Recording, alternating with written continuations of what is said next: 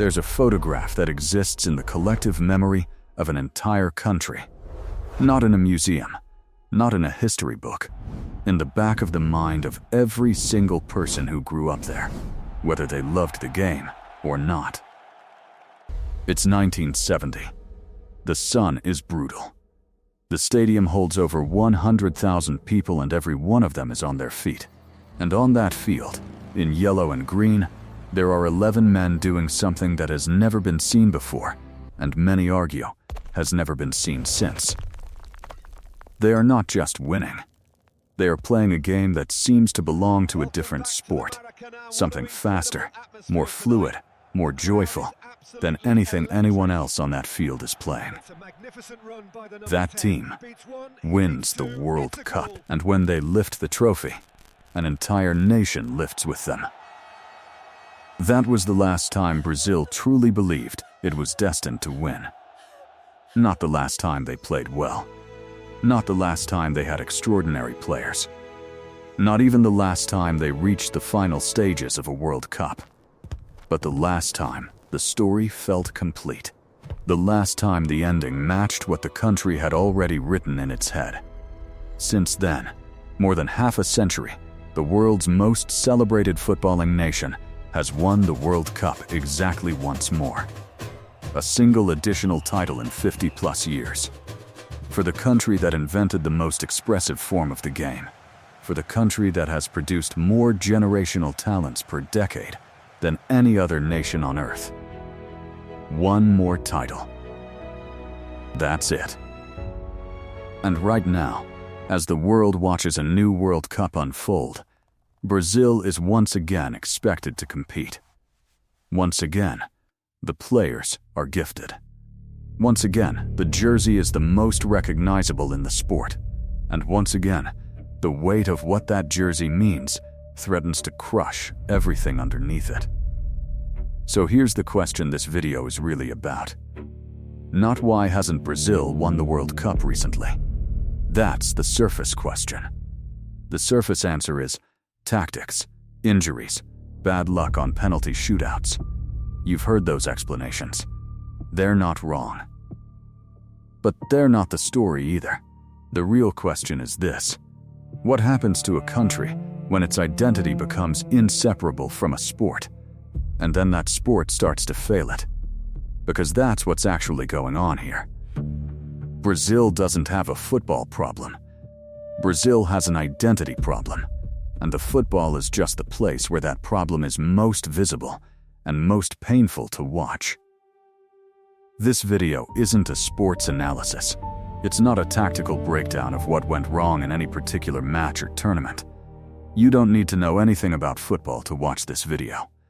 What this is a story about a country that once believed it had found the one thing it could always count on. The one expression of itself that transcended poverty and inequality and political chaos and all the things that grind a nation down over time. The one place where being Brazilian was undeniably, globally, beautifully enough. And then, slowly, quietly, over decades, that thing started to slip. I want to tell you how it happened. I want to tell you what it actually says about the country behind the game. And I want to tell you why, when you understand this story, you understand something much larger than football. Something about what happens to any nation when the story it tells about itself stops being true. Stay with me. This is going to take a while, but when we get to the end, I think you'll see something you didn't see before. Let's start at the beginning. Not of Brazil's football history. You know that story. Let's start at the moment everything changed. To understand what happened to Brazil, you need to understand what Brazil actually was in 1970. Not just a football team, a system. A complete, self-contained, nationally developed system for producing a specific kind of player. Technically brilliant, physically intuitive, comfortable with chaos, capable of improvisation under pressure. It had a name, a philosophy, a culture behind it. It was built over decades in the streets, and open lots of a rapidly urbanizing country, refined through thousands of informal games played on hard surfaces with cheap balls, where the only way to survive was to be smarter and quicker than the person in front of you. The Brazilians called it Jogo Bonito, the beautiful game. And they didn't just mean the aesthetics, they meant an entire epistemology of football, a belief that the game was best played as a form of expression, that creativity was not a luxury, but the method itself. That system produced the 1970 team. And that team didn't just win, it proved something. It demonstrated in front of a global television audience for the first time in history, because 1970 was the first World Cup broadcast in color, live to the world that football could look like that it could move like that a team built around joy and invention and collective intelligence could defeat teams built around discipline and structure and defensive organization. It was a proof of concept for an entire philosophy of the game. And then, over the next 50 years, the world took notes, and Brazil forgot them. Here's what actually happened. The first force was economic. In the early 1970s, European football was beginning to consolidate wealth in ways that had never existed before. Clubs in England, Germany, Italy, and Spain were building the infrastructure of a professional industry. Stadiums, broadcast rights, commercial partnerships. Money was flowing into the game at a scale that made South American football look, by comparison, like a local operation. Brazilian players had always gone to Europe. But in the 1970s and 1980s, the flow became a flood. And not random, it was the best players, the most creative, the most technically gifted. The ones the system had spent 15 years developing were leaving at exactly the moment they should have been playing together, for Brazil, in the prime of their careers. The national team was being hollowed out from the inside by market forces that no federation and no government had any mechanism to stop. But that's only part of the story, because talent drain alone doesn't explain what happened. France drains talent from Africa every decade and it keeps winning. Germany lost players to foreign leagues for most of the 20th century and rebuilt 3 times. Talent drain is a problem. It doesn't explain a structural collapse. The second force was tactical. The rest of the world had been watching. After 1970, every major football nation began reverse engineering what Brazil had done. The Dutch built what they called total football. Fluid, positional, technically demanding. The Germans built machine-like pressing structures. The Italians built the most sophisticated defensive systems the game had ever seen. The world didn't just admire Brazilian football. It studied it, absorbed the lessons, and rebuilt them inside more disciplined organizational frameworks. Brazil, meanwhile, spent the 1980s and 1990s in a prolonged internal debate about its own identity. Should it preserve the Jogo Bonito tradition, the creative, expressive, chaotic style, or adopt the European tactical sophistication that was clearly winning tournaments? It was a philosophical argument as much as a technical one, and it was never fully resolved. What emerged instead was a hybrid that satisfied neither camp, teams that had the technical quality of the Brazilian tradition, but none of the collective joy, and the defensive organization of the European approach, but none of the structural discipline. The third force, and this is the one that nobody talks about clearly, is institutional. Brazilian club football never built the economic infrastructure that European football built. The clubs remained poorly managed, financially chaotic, structurally unstable. Players continued to develop in Brazil and leave as teenagers, as soon as any European club showed serious interest. The development system produced extraordinary raw material and then immediately exported it, before it could be refined, before it could mature into the kind of deep technical and tactical understanding that only comes from years of playing together at the highest level.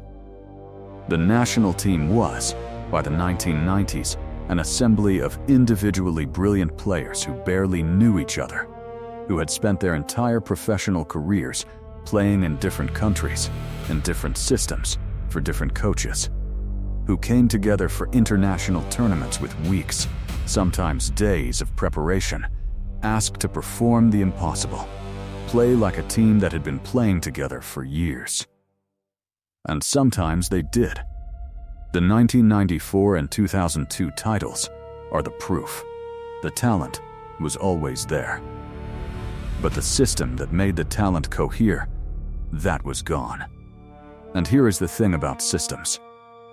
When they collapse slowly enough that nobody sounds the alarm in time. You don't wake up one morning and find the system has disappeared. You wake up one morning and realize it disappeared years ago, and you spent the intervening time telling yourself it was still there. Brazil spent decades telling itself the system was still there. The street footballer, the improviser, the Jogo Bonito player who would emerge like all the others before him, from some open lot in some city you've never heard of, carrying the whole tradition in his feet. He kept emerging. The talent never stopped, but the world around him had changed. And the system that once turned that talent into something transcendent had been quietly, steadily, irreversibly dismantled. That's the mechanism. That's the engine underneath the results. But there's a third layer to this story. Because the failure of the football system doesn't exist in isolation. It exists inside a country, and that country has its own story, one that runs parallel to the football story in ways that, once you see them, you can't unsee. There is something unusual about the way Brazilians relate to their national football team.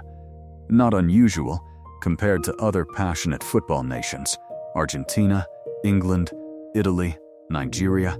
Passion is not unusual. What's unusual is the weight of the relationship, the specific gravity of it, the way the national team doesn't just represent the country, but is expected to justify it.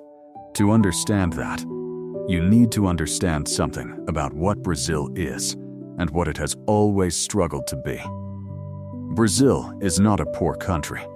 It never was. It is one of the most naturally wealthy places on the surface of the earth. The soil is extraordinary. The rivers are legendary. The mineral deposits are enormous. The biodiversity is unmatched anywhere on the planet. If you were designing a country from scratch and wanted to give it every material advantage, you would draw Brazil.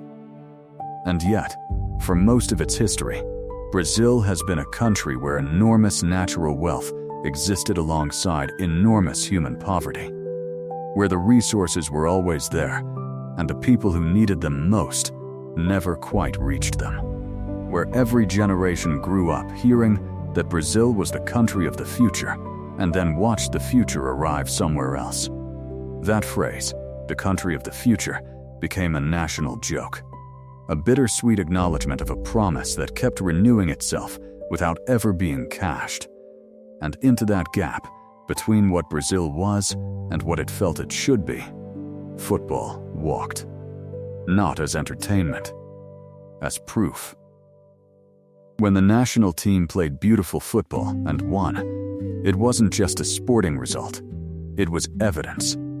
Evidence that Brazil was in fact something extraordinary. That the wealth wasn't just in the ground, it was in the people. That whatever the economic indicators said, whatever the social statistics showed, whatever the political class had done or failed to do, the game proved something different, something undeniable, something that the whole world could watch and had to acknowledge. You can dispute a GDP. You cannot dispute what you just saw with your own eyes on that field.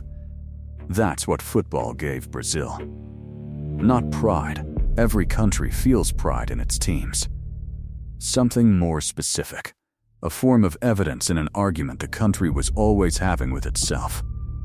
The 1970 team didn't just win the World Cup. It arrived at a specific moment in Brazilian history when that evidence was desperately needed. The country was under military dictatorship. The political space had been compressed. The freedoms that defined civic life, press, assembly, speech, opposition, had been systematically restricted. And the regime understood with cold clarity what a World Cup victory meant. It understood the equation. It invested in the team, promoted the victory, wrapped itself in the yellow jersey.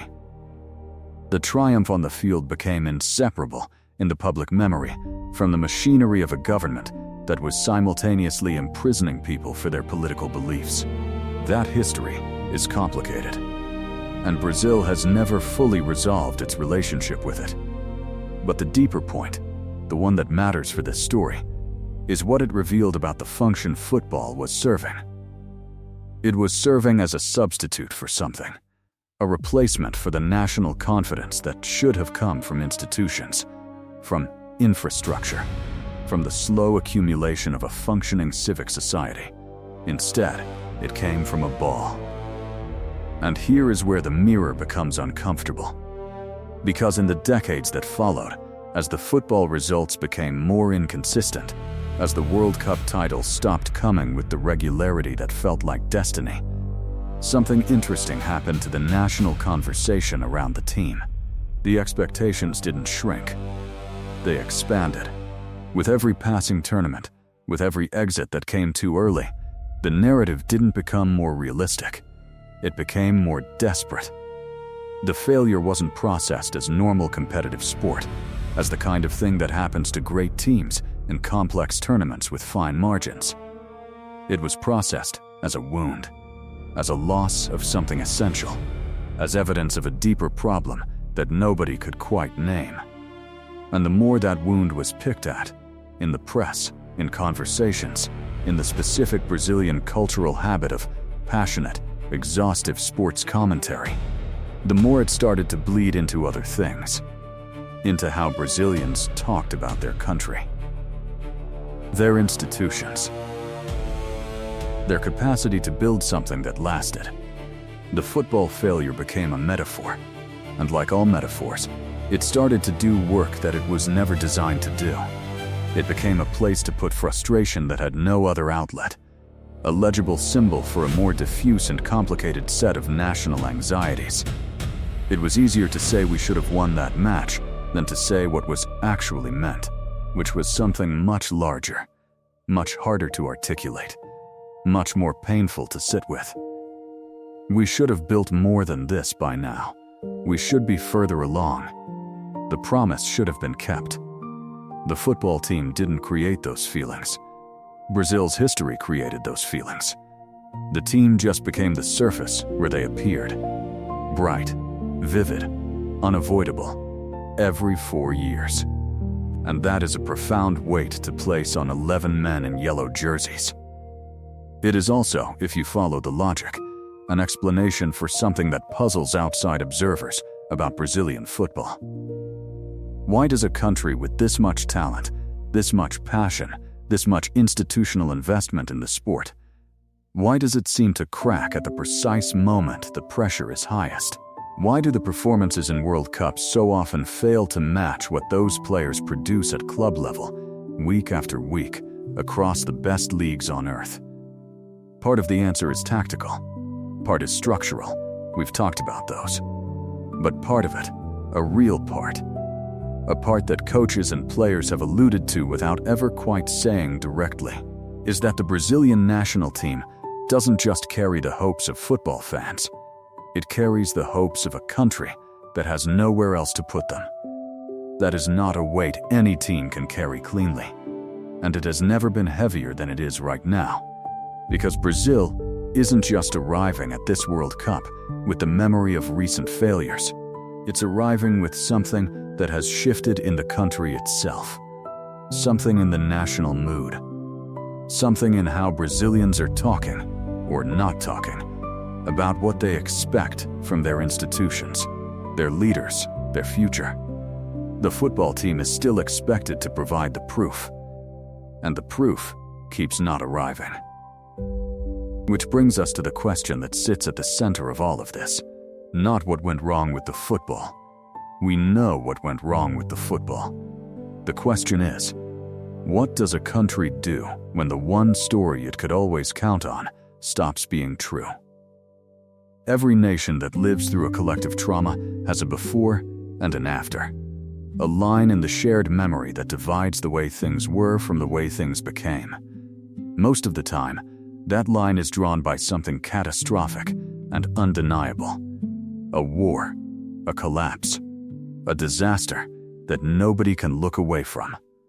Brazil has one of those lines. And it was drawn on a football field. It happened in a home World Cup. Brazil had not hosted the tournament in decades. The decision to bring it back was not just logistical, it was symbolic. A statement to the world that Brazil had arrived, that the country of the future had finally become the country of the present. The stadiums were built, the infrastructure was laid, the investment was enormous, and the national team was expected, not hoped, expected, to win it on home soil, in front of their own people, in the country that invented the game. What happened instead has a name. Brazilians know exactly what that name is. They don't always say it out loud. The wound is still too close to the surface. The team collapsed.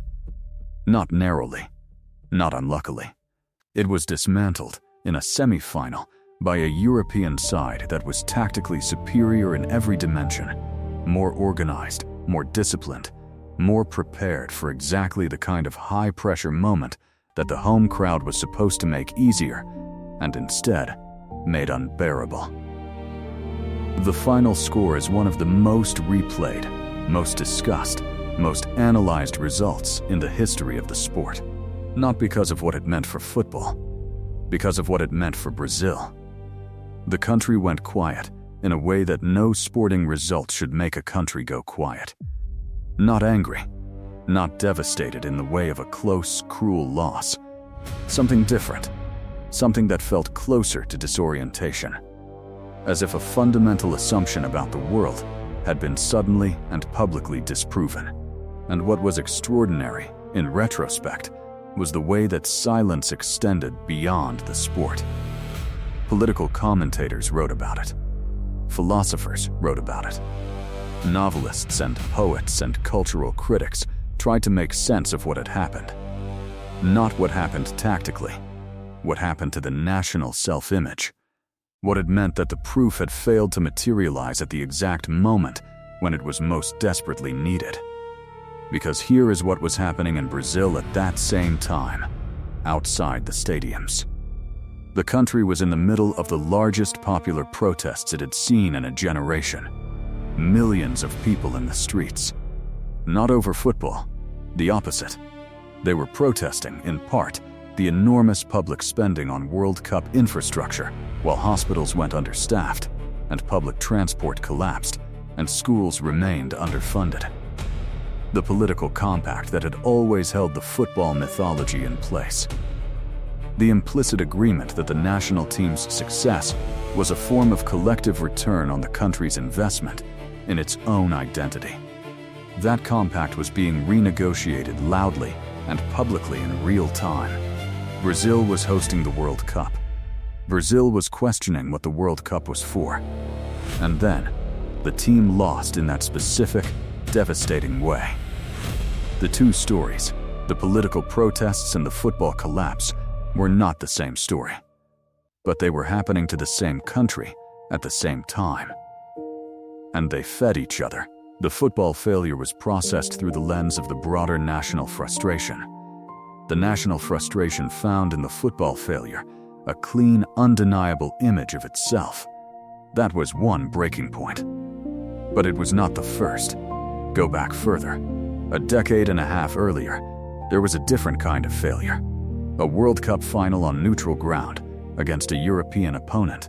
A team that had arrived at that match unbeaten, with an attacking lineup of extraordinary quality. playing football that had drawn comparisons genuinely to the 1970 team. The expectation was enormous. The performance was hollow.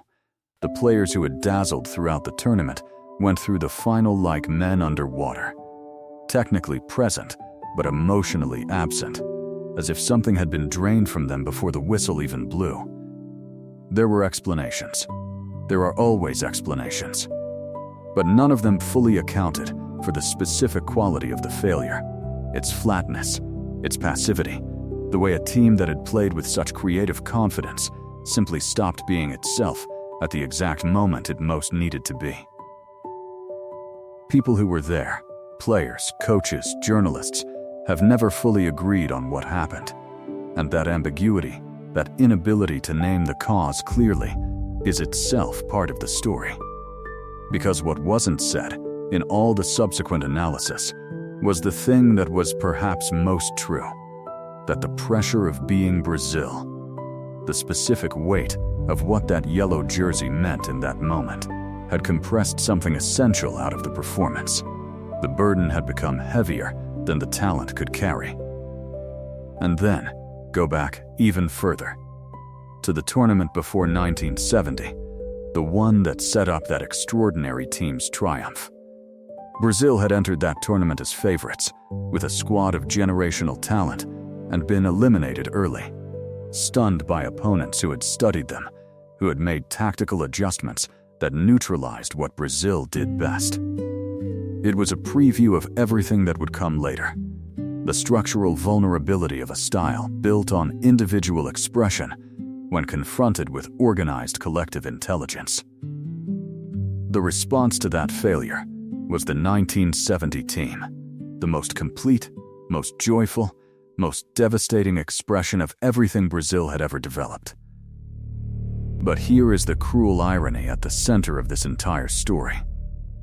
That response, that extraordinary flowering of everything the Brazilian system had built, was only possible because of a very specific set of conditions that existed in 1970 and have never existed again in the same way. A generation of players who had grown up inside the system before the talent drain began. A coaching philosophy that trusted individual expression over tactical structure. A country that, despite everything happening inside it politically, had not yet fully confronted the gap between its self-image and its reality. The 1970 team was not just the peak of Brazilian football. It was the last moment when all the conditions aligned. When the system still worked. When the country still believed the story. When the weight of the yellow jersey felt like a gift instead of a burden. Everything since has been an attempt to recreate those conditions, and every attempt has confirmed, in a different way, that you cannot recreate conditions. You can only build new ones. Brazil never built the new ones. It kept trying to return to 1970. And 1970 keeps receding. There is a specific kind of pressure that has no name in sports psychology manuals. It is not the pressure of expectation. Every great team carries expectation. It is not the pressure of history. Every nation with a football tradition carries history. It is something more specific, more corrosive, and more difficult to train your way out of. It is the pressure of being a symbol for something that hasn't worked out. And that is what the Brazilian national team carries into every major tournament now. Not just the weight of wanting to win, the weight of being asked to resolve, in 90 minutes, questions that an entire society has been unable to resolve in 50 years. Think about what that actually means for the people on the field. A player from Brazil doesn't grow up wanting to win the World Cup the way a player from Belgium or Japan or the United States grows up wanting to win the World Cup. He grows up understanding, at a level that precedes conscious thought, that the World Cup is not a competition. It is a verdict. A judgment on whether Brazil is still Brazil, whether the thing the country believes about itself, that it is at its core a place of extraordinary human creativity and expression, is still true. That understanding doesn't come from a speech or a tactical briefing. It comes from the air, from the way adults around him talked about the national team when he was 4 years old, from the way his city went silent or erupted depending on what happened on a screen, from the accumulated cultural weight of every generation before him that carried the same understanding and passed it forward. By the time he puts on that jersey for the first time in a major tournament, he is not just a footballer. He is a vessel. And vessels crack under the wrong kind of pressure. What's happening in Brazil right now, in this specific moment, as this World Cup unfolds, is something that deserves to be said plainly, without the softening that the sports media tends to apply. The country is exhausted, not from football, from itself. From the decade of political turbulence, the economic cycles that promised recovery and delivered disappointment, the institutional crises that arrived one after another and left behind a residue of collective cynicism that has seeped into every corner of public life. The social media feeds that algorithmically amplify the most extreme and the most divisive. The inability, across the political spectrum, to hold a conversation about the future that doesn't immediately become a war about the past. Brazil is a country that is deeply, structurally tired of being in conflict with itself, and into that exhaustion, once every 4 years, the World Cup arrives. And the exhausted country looks at the 11 men in yellow and asks them to do the one thing the country has been unable to do for itself: make us feel like we're going to be okay. That is not a sporting brief. That is a spiritual one. And the miracle is not that Brazil sometimes fails to meet it. The miracle is that any team could come close. This year is different in a specific way that matters. Not because the talent is different. The talent is never the problem. We established that. Not because the coaching is different, or the preparation, or the tactical setup. Different in this sense, the context inside the country has shifted in a way that makes the football more freighted than it has been in years. There is, in Brazil right now, a generation of young people who grew up watching those breaking point moments we talked about in the last block. They did not inherit the 1970 mythology in the same way their parents did. They inherited the aftermath, the questioning, the protests, the disillusionment. They are more likely to separate the football from the national identity, to enjoy a victory without loading it with cosmic significance, to process a defeat without existential crisis. That is, objectively, a healthier relationship with sport. But it creates a fracture inside the national football conversation that is visible and unresolved, between the generation that needs the team to prove something and the generation that has stopped asking it to. Between the old contract, football as national evidence, and a new one that hasn't fully formed yet. The team exists in the middle of that fracture, and the fracture shows. It shows in the way the press covers the squad, with a mixture of reverence and aggression that reflects the national ambivalence perfectly. Reverence for the talent, because the talent is still extraordinary and the world still stops when Brazil is on the field. Aggression for anything that suggests the old magic might not be present. Any early exit, any uninspired performance, any hint that this team might be merely very good rather than transcendently great. Very good is not acceptable. Very good is failure. Because very good means the country is just a country. And Brazil has never allowed itself to be just a country. It shows in the way the players talk, or more precisely in the way they don't. The interviews are careful. The words are managed. The authentic emotional landscape, which, for anyone who has ever watched a Brazilian footballer express himself freely in a club environment, is vivid and complex and full of life, is compressed into safe, media-trained responses. Because the cost of saying the wrong thing is not a bad headline. It is a national incident, and it shows, most of all, on the field. In the specific moments of high pressure, a penalty in extra time, A knockout game that's level in the second half.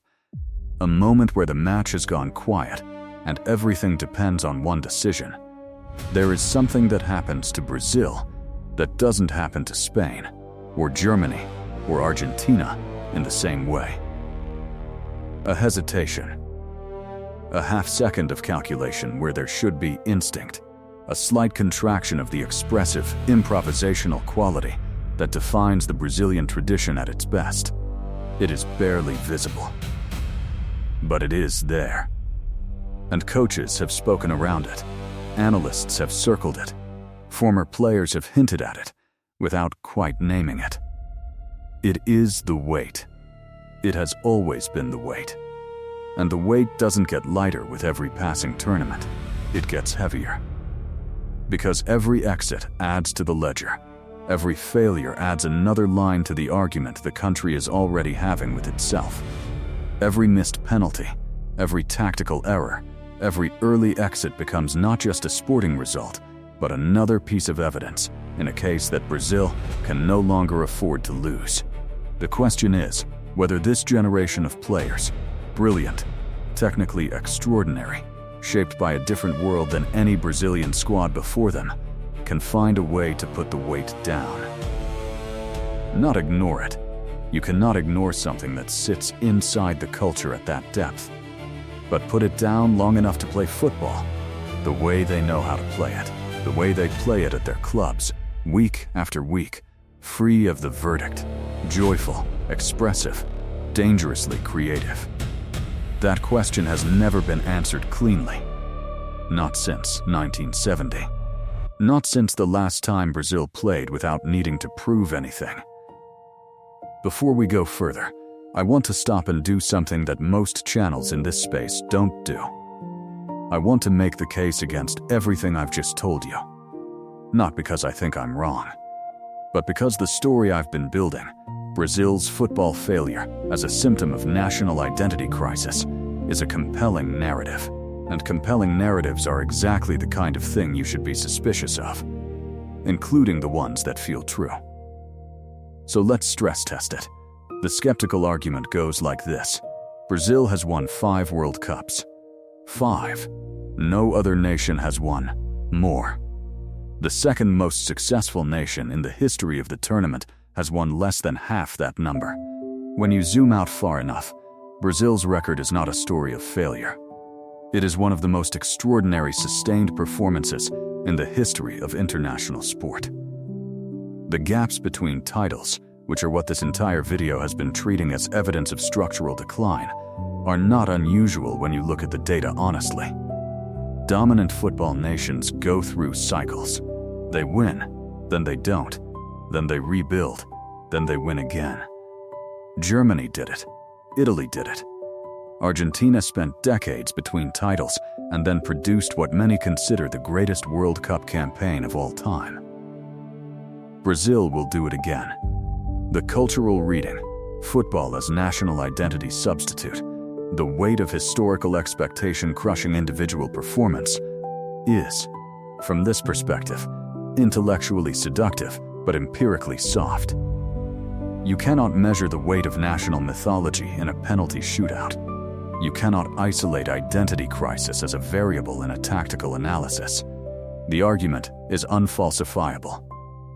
It can explain any result. If Brazil wins, the weight was overcome. If Brazil loses, the weight was too heavy. A theory that explains everything, explains nothing. The real reasons for Brazil's recent underperformance, this argument continues, are concrete and correctable.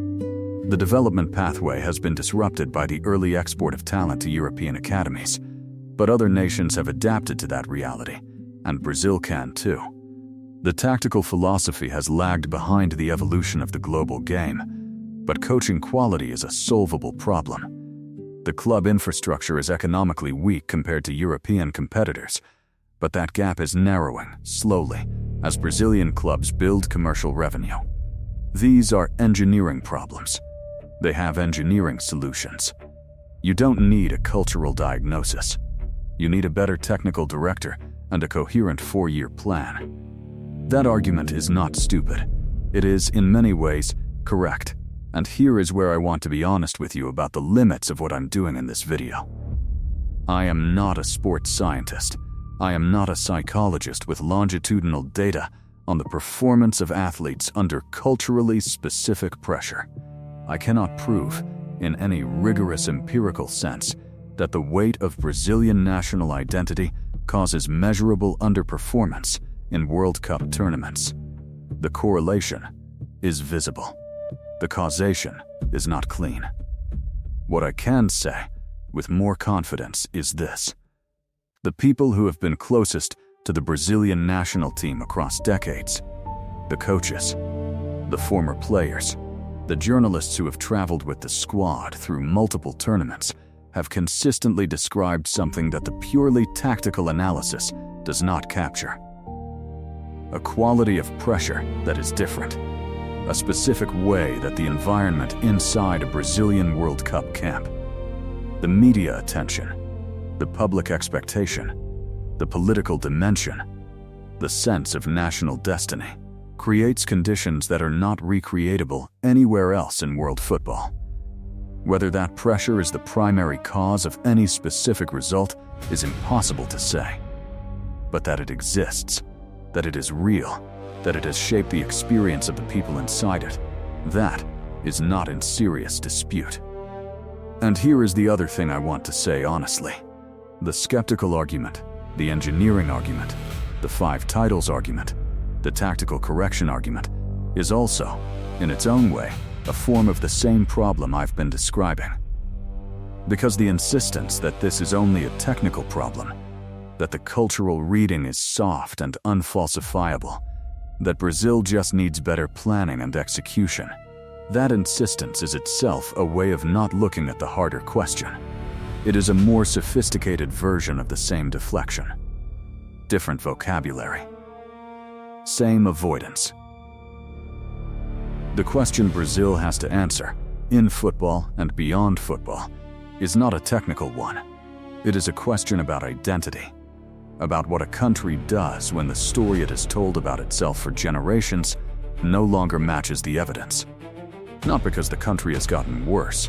Brazil today, by almost every measurable indicator of human development, is better than it was in 1970. Life expectancy, literacy, infant mortality, access to medicine and education, the country has made real progress. The story of failure is not the whole story, but the story of what that progress means, of what Brazil is for, of what it is building toward, of what the next chapter looks like. That story has not been written. Or rather, it has been written and rewritten and torn up and started again by successive generations and successive governments and successive national conversations without ever arriving at a version that holds. Football was the placeholder. The thing that said, we don't know what the chapter says yet, but we know it will be great. Because look at what we can do on that field. Without the football proof arriving on schedule, the placeholder has started to feel like an absence. And this is where the two sides of the argument, the technical and the cultural, actually meet, if you look carefully enough. The skeptics are right that better coaching and better planning would produce better results. That is true and important. The system can be fixed. The tactical gap can be closed. The development pathway can be rebuilt. These are real solutions to real problems. But the reason those solutions have not been implemented consistently over decades by a country with the resources and the talent and the institutional knowledge to implement them, the reason the engineering keeps getting interrupted is not a mystery. It is the same reason that many of Brazil's structural challenges keep getting interrupted. The country has not yet decided, clearly and collectively, what it is optimizing for. It knows what it wants to feel. It has not yet agreed on what it is willing to build. And until that question gets answered, not in football, but in the larger national project, the team will keep arriving at World Cups, carrying something that no tactical briefing can address. Now, If this video is making you think, if it's changing even slightly the way you see what's happening in Brazil, in football, in the relationship between national identity and collective performance, I want to ask you to do one thing. Share it. Not because I'm right about everything. I've just told you I'm not. But because this kind of conversation, the one that holds complexity without collapsing it into a simple verdict, is exactly what's missing from most of what you'll find on this subject. Subscribe if you haven't. We do this every week. We go deep on the stories that matter, and we try, genuinely try, to give you the signal without the noise. And leave a comment, not a reaction, a real one. Tell me where you think I got it wrong. Tell me what I missed, because the next version of this story gets better with your input. Now let's keep going. Because we haven't yet talked about the thing that might actually change everything. Brazil is the most visible case. But it is not the only one. Once you understand the mechanism, national identity outsourced to sporting performance, the weight accumulating with every failure, the system that produced excellence gradually hollowed out by market forces it was never designed to resist, you start to see it everywhere.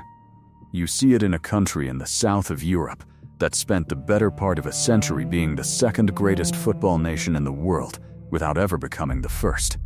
A country with extraordinary tactical sophistication, extraordinary individual talent, a football culture so deep it permeated every layer of society, and yet the major tournament wins kept not arriving. Decades of near misses, of reaching finals and losing them, of producing the greatest players of a generation and watching those players win everything with their clubs and almost nothing with the national team. The sports analysts explained it tactically. The cultural analysts explained it differently. They pointed to a specific quality of pressure that existed inside that football environment, an expectation so total, so inescapable, so woven into the national self-image that it compressed the very creativity the teams were built to express. The players who were loose and inventive and devastating in club football became, in that jersey, something more careful, more aware of what was at stake beyond the result. When they finally won, when the generation arrived that found a way to play through the pressure rather than under it, the transformation was not primarily tactical. The tactics were good, but the tactics had always been good. What changed was something harder to name. A quality of collective freedom, an ability to be excellent without needing the excellence to mean more than it meant. They stopped trying to win for the country's history. They started trying to win for each other. The results followed. You see the same pattern, inverted, in a nation in Central Europe that built the most methodical, most structurally sophisticated football system the game had ever produced, and then watched that system, over the course of a decade, become a liability. The very precision that had made it dominant became its weakness when the rest of the world learned to anticipate it, when opponents studied the structure and found the gaps, when the tactical innovation that had once been an advantage became a predictable template. The response to that crisis was instructive. The Federation commissioned a root and branch review, not of the tactics, of the philosophy. They asked a harder question than what formation should we play. They asked, what kind of player do we want to develop? And what kind of person does that player need to be? And how do we build the conditions for that person to emerge? They rebuilt the youth system around a different idea of what football was for. Not the execution of a predetermined structure, but the development of players who could read the game and solve problems they had never encountered before. It took a decade. It was unglamorous. It produced almost no visible results for years. And then it produced a generation of players who changed the way the game was understood. The lesson was not about the tactical system. The lesson was about the willingness to question the story that had made the previous system feel inevitable. That willingness, to look at what you built, to acknowledge that it no longer serves, to dismantle it deliberately and build something different, is exactly what Brazil has struggled to find. And the reason Brazil has struggled to find it is not a mystery. If you've been following this video, you cannot question the system when the system is the mythology. You cannot rebuild the football development pathway with the cold precision of an engineering project, when the football development pathway is also the primary evidence that your country is something extraordinary. The moment you say this isn't working, let us start again from first principles. You are implicitly saying something about the country that the country is not ready to hear. So instead, the system is adjusted at the margins. Coaches are changed. Formations are reconsidered. Individual players are blamed or celebrated with equal excess. The press cycles through explanations that never quite reach the root. And 4 years later, the team arrives at another tournament carrying the same weight, inside a system that has been modified but not transformed. There is another pattern worth naming, one that is less about football nations specifically, and more about the broader phenomenon of societies that build their identity around a form of performance. Think about what happens to any institution, a company, a government, a cultural movement, when its founding achievement becomes its primary identity. When the thing it did that was extraordinary stops being a proof of concept and becomes a monument. When the energy that should be going into building the next extraordinary thing goes instead into preserving the memory of the last one. Historians have a name for this. They call it the problem of success. The idea that the conditions that produce a great achievement are almost never the conditions that follow from it. That success, by its nature, changes the environment in which it occurred, and the tools that produced it stop working in the changed environment. The challenge is not to do the same thing better. The challenge is to recognize that the thing needs to change. Brazil's 1970 team was not a monument. It was a method, a living, breathing expression of a specific approach to the game that emerged from specific social conditions in a specific historical moment. It was not designed to be preserved. It was designed to keep evolving. The tragedy, and it is a genuine tragedy, not a metaphor, is that it was preserved instead, held up as the standard against which everything that came after was measured, turned from a method into a myth. And myths, unlike methods, cannot be improved. They can only be honored or betrayed. Every Brazilian team since 1970 has lived in the shadow of a myth it was not designed to honor, because the myth was never designed to cast a shadow. It was designed to move. The nations that recovered from the versions of this problem they faced, and they exist, they are real, the recovery is possible, did so by doing the same thing in different contexts. They stopped trying to recover the myth. They built a new one, not by abandoning what made them distinctive, but by asking what made them distinctive in its living form, not its preserved form. By going back to the roots of the system, not the memory of its greatest expression, and asking, what was actually happening here? Beneath the beauty, beneath the mythology, beneath the monument. What were the actual conditions that produced this? And which of those conditions can we recreate, and which require something entirely new? That question, honest, uncomfortable, structurally demanding, is the one Brazil has not yet fully asked of itself, in football or outside it.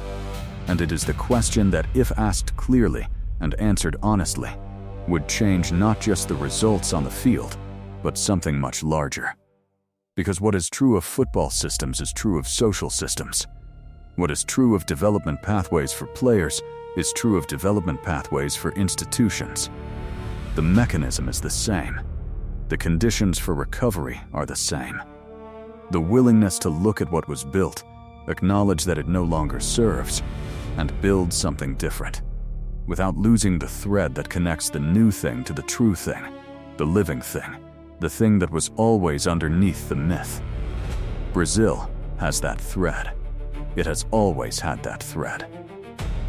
The question, in 2026, in this tournament, in this specific moment of national reckoning, is whether anyone can find it.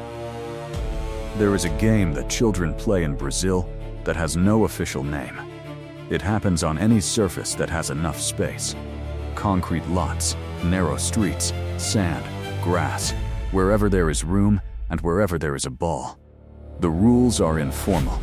The teams are uneven. The goals are improvised from whatever is available. Shirts, rocks, imaginary lines drawn in the dirt. It starts in the late afternoon and ends when it gets dark, or when someone's mother calls them home, whichever comes first. Nobody is watching. Nobody is evaluating. Nobody is measuring distance covered, or pressing intensity, or expected goals. There are no formations, and no tactical instructions, and no weight of history descending from the sky. There is only the ball, and the other players, and the specific joy of trying to do something impossible with your feet. That game is where everything began. Not the 1970 team, not the mythology, not the 5 World Cup titles, or the yellow jersey, or the burden that the yellow jersey eventually became. Before any of that, the game, the informal, ungoverned, joyful, chaotic, creative game that produced the players who produced the football, that produced the proof, that produced the myth. The myth came last. The game came first. And the question that sits at the center of everything this video has been building toward, the question about Brazil, about football, about what happens to a country when the story it tells about itself stops arriving on schedule, that question, when you follow it all the way down, leads back to the game. Not to the myth, to the game. Because here is what I think is actually true, underneath all the analysis and all the history and all the structural explanations. Brazil does not have a football problem. Brazil has a memory problem. It has forgotten, at the institutional level, at the federation level, at the level of national conversation, what the game was before it became the proof. Before it became the evidence in an argument about national greatness. Before it became the thing that was supposed to make everything okay. Before it became a burden, it was a joy. And joy, it turns out, is not a luxury in football. It is the method. It is the actual technical condition that produces the kind of play that made Brazil extraordinary in the first place. The creativity, the improvisation, the fluid collective intelligence, none of those things are possible under the weight of verdict. They require something that verdict destroys, the freedom to be wrong, the freedom to try the impossible thing and fail, the freedom to play. The nations that recovered from their versions of this problem did not recover by becoming more disciplined, more structured, more tactically correct. They recovered by finding, somewhere inside their football culture, the residue of the original joy, the thing that was there before the pressure arrived. They found a way to protect it, cultivate it, build institutional structures around it that allowed it to survive contact with the highest levels of competition. Brazil knows where its original joy lives. It has never stopped living there. It lives on the concrete lots and the narrow streets and the sand and the grass wherever there is room and wherever there is a ball. It lives in the informal game that has no official name and no tactical structure and no weight of history descending from the sky. The question is whether the path from that game to the World Cup, which was once a natural organic progression, a system that preserved the joy while developing the quality, can be rebuilt. Whether the institutions that govern the journey from child playing in the street to player wearing the yellow jersey can be redesigned around a different philosophy. One that says, the joy is not something to be trained out of the player as he becomes more serious. The joy is the point. The joy is what we are trying to protect and develop and ultimately unleash on the world's biggest stage? That is an engineering question. It has engineering answers. And unlike the cultural questions this video has spent most of its time with, the identity questions, the mythology questions, the questions about what a country does with the gap between what it is and what it needs to believe about itself, the engineering question is genuinely solvable. Other countries have solved it. Brazil can solve it. Whether it will, in this tournament, in this generation, in this specific moment of national reckoning, nobody knows. I don't know. The people inside the system don't know. The players on the field, carrying the weight of everything we've talked about in this video, don't know. But here is what I know. The game is still being played on the concrete lots and the narrow streets and the sand and wherever there is room and wherever there is a ball. The children are still there. The informal, ungoverned, joyful game is still happening, late in the afternoon, in thousands of places across a country that has more human creative energy per square mile than almost anywhere on Earth. The raw material has not gone anywhere. The method has not disappeared. It is waiting, as it has always been waiting, for the institutions to catch up with it, for the federation and the clubs and the coaching philosophies and the national conversation to remember what they are supposed to be serving. Not the myth, but the game. Not the monument, but the method. Not the proof, but the play. When that happens, and history suggests that it will happen, because it has happened before, and the conditions that make it possible have never fully gone away, the result will not just be a World Cup title. It will be something rarer and more important. It will be a country that remembered what it was before it became what it needed to be. That is worth more than a trophy. It always was, and maybe that is the signal in all the noise. Not whether Brazil wins this tournament, not whether the players carry the weight well enough to survive 90 minutes of pressure in a knockout game, but whether, somewhere in the journey, in training sessions nobody films, in conversations between players that nobody broadcasts, in the moments between the matches when the verdict is briefly suspended, the game comes back. The real game. The one that started everything. The one that has no official name. That is what I've got for you today.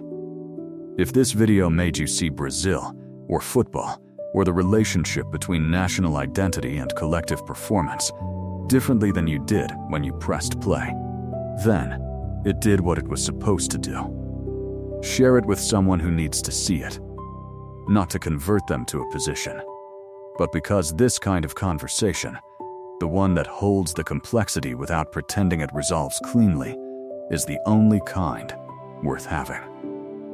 Subscribe if you haven't. We are here every week. We go deep on the stories that matter. We cut through the noise. Leave a comment, not a reaction, a real one. Tell me what this brought up for you. Tell me what you think Brazil needs to do. Tell me what country you want us to look at next. Because the next video starts with your question. And there is always a next video. Thank you for your time. I mean that.